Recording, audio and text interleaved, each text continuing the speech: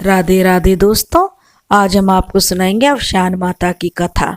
अगर आपको हमारी कहानी पसंद आए तो प्लीज़ हमारे चैनल अपनी संस्कृति को लाइक करें, सब्सक्राइब करें और शेयर करें।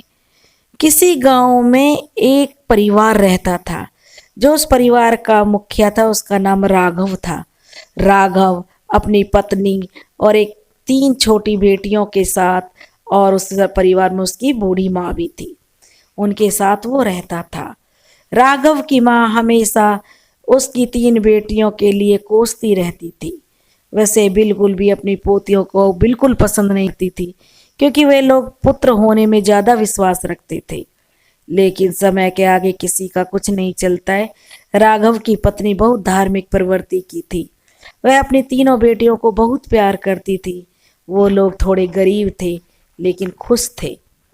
राघव भी अपनी तीनों बेटियों को बहुत प्यार करता था। और लेकिन एक बार क्या हुआ, राघव की पत्नी बीमार हो गई, और वह ऐसी बीमार हुई कि फिर कभी ठीक नहीं हो सकी और भगवान को प्यारी हो गई। अब उसकी सास जो थी, बूढ़ी अम्मा थी, जो उसको तो पोतियां बिल्कुल नहीं भाती थी और सारी जिम्मेदारी उसके सर पर आ गई। वह अपने बेटे को कहती थी, अरे अब भागे, तेरे किस्मत में क्या लिखा है, 3 बेटियां हैं, तू इतना गरीब है, तू इनको कैसे करेगा। एक बेटा होता तो तेरा बुढ़ापे का सहारा होता। वह ऐसे ताने देती तो उसका बेटा कहता, माँ तुम ये क्या बेटा बेटी लगा रखा है कि बेटियां बेटे से कम होती हैं क्या। वह अपनी माँ को समझाता, लेकिन उसकी माँ बिल्कुल समझने को तैयार नहीं थी। धीरे धीरे बेटियां कुछ बड़ी हो गई और अब वो स्कूल जाने लगी थी। तो गांव के लोग कहने लगे, देखो एक तो इतना परेशान है, इतनी कम कमाई है, फिर भी तीनों लड़कियों को स्कूल भेजता है। गांव के लोग भी ताने मारते कि इनको पढ़ा लिखा कर बड़ा कलेक्टर बनाएगा। तो वह गांव वालों की नहीं सुनता और ना ही अपनी माँ की सुनता था। वह अपनी बेटियों से बोला कि बेटियों, तुम पढ़ो लिखो और अच्छे से कामयाब हो। मैं मेहनत मजदूरी और डबल करूँगा, दिन रात करूँगा, लेकिन तुम लोग कामयाब हो जाओगे तो इन लोगों का मुंह बंद हो जाएगा। और उसकी बेटियां भी तीनों बहुत समझदार थीं। तीनों बेटियां में जो बड़ी बेटी थी वो बहुत सीधी सादी थी, बहुत समझदार थी। दूसरी बेटी भी बहुत अच्छी थी, लेकिन जो तीसरी बेटी थी वो थोड़ी चंचल थी, थोड़ी नटखट थी। वह सबको जवाब दे देती थी। जब उसकी दादी कुछ कहती तो वह बोलती थी कि क्यों माँ जी, आप को हम क्यों अच्छे नहीं लगते हैं, क्या बेटा घना करता है। तो छोटी बेटी नटखट थी तो उसकी बातें उसकी दादी को बुरी लग जाती थी। बड़ी बेटी कहती थी कि चलो दादी काम करेगी, तो बेचारी दोनों मिलके दादी का काम कराती। छोटी बेटी भी अब काम कराने लगी थी। वे अपनी दादी की इतनी सेवा करती, उन्हें कोई काम नहीं करने देती थी, क्योंकि थोड़ी बड़ी हो गई थी, और उनकी खूब सेवा करती। अब उसकी दादी का भी व्यवहार थोड़ा थोड़ा बदलता जा रहा था, क्योंकि उनकी माँ अवशान माता की बहुत अच्छी भक्त थी। अवशान माता ने देखा कि देखो मेरी भक्त के बच्चे कितने परेशान हैं। उनकी ऐसी दया हुई कि बुढ़िया का दिमाग बदलने लगा। अब जब उनकी दादी का दिमाग बदलने लगा तो वह अपने बच्चों पोते पोतियों को पसंद करने लगी। अब उसे छोटी नटखट बेटी की बातें अच्छी लगने लगी।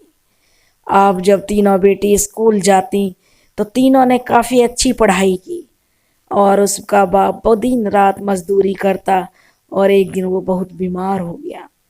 तो तीनों बेटियों ने उसकी बड़ी सेवा की। उसकी माँ भी घबराने लगी, अगर इसको कुछ हो गया तो मेरे पोतियों का क्या होगा।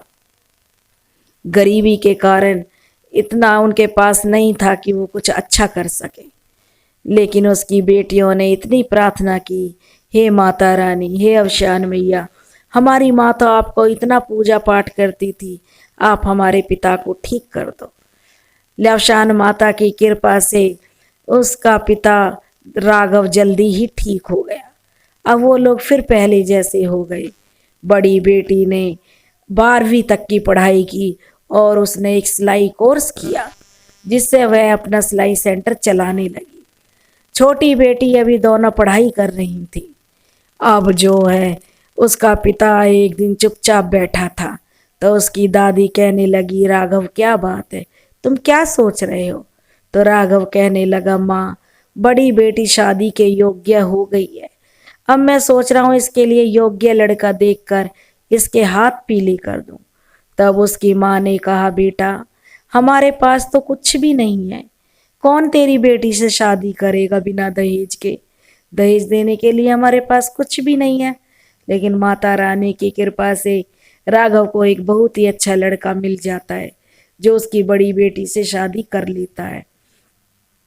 अब बेटी ससुराल चली जाती है और ससुराल वाले भी उसे बड़ा प्यार करते हैं और वह ससुराल में जाकर अपना सिलाई सेंटर खोल देती है, जिससे काफ़ी अच्छी आमदनी होने लगती है। तो वह तो ससुराल में सेटल हो जाती है और उसे काफ़ी अच्छा घर परिवार मिल जाता है। अब राघव की दो बेटियां रह जाती हैं। दूसरे नंबर की जो बेटी होती है और मेडिकल की पढ़ाई करती है और नर्स की नौकरी उसकी लग जाती है। नर्स की नौकरी लग जाती है, कुछ दिन बाद राघव उसकी भी अच्छा सा लड़का देखकर शादी कर देता है। अब रह गई छोटी बेटी जो नटखट थी, उसकी शादी की चिंता अब राघव को थी। वह पढ़ाई करने में बहुत होशियार थी। वह कहने लगा, जब भी दादी और उसका पिता उससे शादी करने के लिए कहते तो वह साफ मना कर देती थी, साफ मना कर देती कि मुझे अभी पढ़ाई करना है, अभी मुझे शादी नहीं करनी है। और एक दिन उसने पढ़ाई करते करते वह मुकाम हासिल कर ही लिया। एक दिन उसकी दोनों बहनें आईं तो राघव घबरा गया कि क्या बात है जो मेरी दोनों बेटियां आई हुई हैं। तब उन बेटियों ने कहा, पिताजी आपको घबराने की कोई बात नहीं है, हम आपको यहाँ छोटी बेटी के बुलाने के कारण आए हैं, क्योंकि अब आपकी छोटी बेटी एक सरकारी अफसर बन गई है और उसकी सरकारी नौकरी लग गई है। यह सुनकर राघव की आंखों से खुशी के आंसू बहने लगते हैं और वह कहता है कि आज मेरी तपस्या सफल हो गई है, कि जो मैंने सोचा था वो मेरी बेटियों ने कर दिखाया। जब उसकी छोटी बेटी इतनी बड़ी अफसर बन जाती है तो गांव के लोग भी उसकी मिसाल देने लगते हैं कि देखो एक गरीब परिवार की तीनों बेटियां कैसे कामयाब हो गई हैं। तब उसकी माँ भी बहुत खुश होती है और अपनी गलती के लिए कहती है कि मैं भी बड़ी मूर्ख थी जो पोते पोतियों में फ़र्क करने लगी। मेरी पोतियों ने तो वो काम किया है जो शायद मेरा पोता होता तो शायद नहीं करता। सब लोग उन पर बहुत गर्व करते हैं और जो श्यामला होता है, जो राघव होता है, वह तो जो बस पूछो मत, इतना खुश होता है, इतना खुश होता है। अब जब उसकी बेटी होती है उसे सरकारी गाड़ी बंगला मिल जाता है तो अब वह अपने पिता और दादी को अपने साथ ले जाती है। उनके अब गरीबी के दिन दूर हो चुके थे। माता रानी की कृपा से उसकी बेटी इतनी सफलता हासिल करती है, जब उसकी शादी होती है तो वह यह तय कर लेती है कि मेरा पिता और मेरी दादी मेरे साथ ही रहेंगे। उसका होने वाला पति यह बातें मान जाता है और खूब अच्छी उसकी अच्छे अफसर से ही, क्योंकि वो लड़का भी एक अफसर होता है, उसी से उसकी शादी हो जाती है। अब उसका पिता बहुत खुश था। अब उसके पिता के अच्छे दिन आ गए थे और उसकी तीनों बेटियां बहुत खुश थीं। उसकी बहनें भी बहुत खुश थी कि चलो हमारे पिता के लिए अच्छा घर वर भी मिल गया। अब उसकी लड़की का जो पिता था वो कहने लगा, नहीं बेटी, हम तुम्हारे घर पे नहीं रहेंगे, बेटी के घर भी कहीं बाप रहता है। तो वह कहने लगी, क्यों पिताजी, जब बेटी बेटे में फर्क नहीं है तो बेटी के घर पिता क्यों नहीं रह सकता है। तब वह अपने पिता और दादी को बहुत समझाती है और अपने साथ रखने के लिए राजी हो जाती है। दोस्तों, अगर आपको हमारी कहानी अच्छी लगी हो तो लाइक और सब्सक्राइब जरूर करें। राधे।